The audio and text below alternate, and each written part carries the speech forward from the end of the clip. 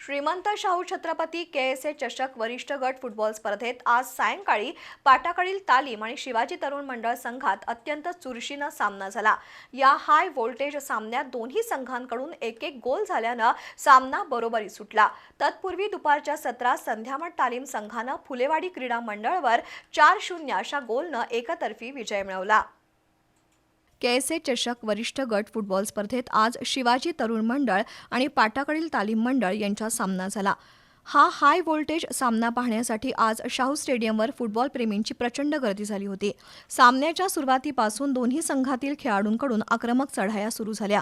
पाटाकडीलच्या संघानं शिवाजी तरुण मंडळाच्या गोलक्षेत्रात मुसंडी मारली। त्याचवेळी शिवाजी तरुण मंडळाचा खेळाडू सौरभ ढालेनं चेंडू हाताळल्यानं पंचांनी पाटाकडील संघाला पेनल्टी स्ट्रोक दिला। या संधीचा पुरेपूर लाभ उठवत अरबाज पेंढारीनं गोल नोंदवत संघाला 1-0 अशी आघाडी मिळवून दिली। त्यानंतर शिवाजी तरुण मंडळाकडून संकेत साळुंखे, विशाल पाटील, सौरभ ढाले, करण चव्हाण बंद्रे, हर्ष जरग, दर्शन पाटील यांनी आक्रमक चढाया केल्या, पण पूर्वार्धात त्यांना यश आलं नाही। उत्तरार्धात पाटाकडील संघाकडून ऋषिकेश मेथे पाटील, रोहन मंडलिक, यशराज कांबळे, रोहित पवार, यश देवणे, प्रथमेश हेरेकर यांनी चढाया सुरू केल्या, तर शिवाजी तरुण मंडळानं सुद्धा पाटाकडीलच्या गोलक्षेत्रात मुसंडी मारली। त्याचवेळी पाटाकडीलच्या अक्षय पायमलनं गोलक्षेत्रात चेंडू हाताळल्यानं पंचांनी शिवाजी तरुण मंडळाला पेनल्टी स्ट्रोक बहाल केला।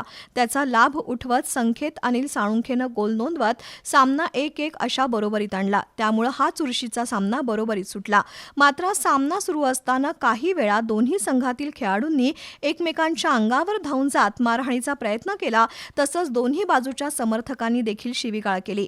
दरम्यान दुपारच्या सत्रात संध्यामठ तरुण मंडळ आणि फुलेवाडी क्रीडा मंडळ संघात सामना झाला।